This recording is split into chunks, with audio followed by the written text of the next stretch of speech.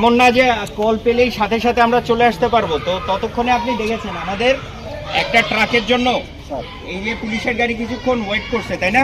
ততক্ষণে কিন্তু ballot box নিয়ে বাইকের কাছে চলে আসছে।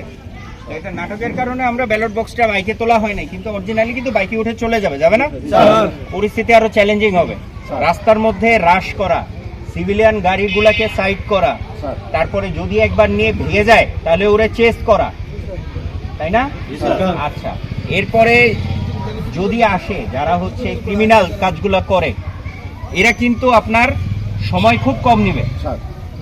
এরা কিন্তু আন্দোলন করতে আসবে না, এরা কোনো চিল্লাপাল্লা করতে আসবে না। এরা খালি কাজ হচ্ছে এখানে হিসাব করে দেখা গেছে যে ধরেন এক পার্টির ভোট বেশি হয়ে গেছে, তো সাথে সাথে আমার বক্সটা নিয়ে চলে যেতে হবে, চোখের পলকে কাজ হয়ে যাবে।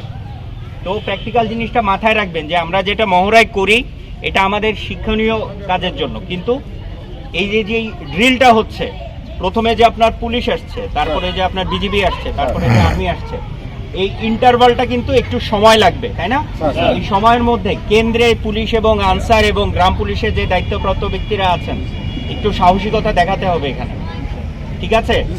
আমরা না হয় দূরে আছি, কিন্তু সাহসিকতা পুরোপুরি আপনাদের কাছে, আর হচ্ছে প্রিজাইডিং অফিসার যারা আছেন ওনাদের কাছে। আমরা তো অস্ত্র সহ সাহসিকতা দেখে, আপনারা তো অস্ত্র ছাড়া সাহসিকতা দেখাচ্ছেন, তো সেই ক্ষেত্রে আরেকটু সাহস হতে হবে, ঠিক আছে? কার্যক্রমটা ভালো হয়েছে, এই জায়গায় মুভমেন্টগুলো যেন ক্লামজি না হয়, সবাই যেন সবার কাজটা জানে, তাকে কিভাবে অ্যারেস্ট করতে হবে, কিভাবে ব্যালট বক্স সিকিউর করতে হবে, কিভাবে সিকিউর করতে হবে। আর এর মধ্যে সবচেয়ে ভয়ঙ্কর বিষয় যেটা কোলেটারাল ড্যামেজ, আমাদের যারা ভোটাররা আছেন তারা কিন্তু ভীত সন্ত্রস্ত থাকবেন, তারা ডানে বামে দৌড়াবেন। এবং এই যে সাধারণ ভোটার এবং এই যে মিসক্রিয়েন্ট পার্টি, ওরা তো আর ইউনিফর্ম পরে আসতেছে না, আসবে। তো এই ভুলটা থেকে নিজেকে আগে রক্ষা করতে হবে যে আমার সাধারণ মানুষের যেন কোনো ক্ষতি না হয়।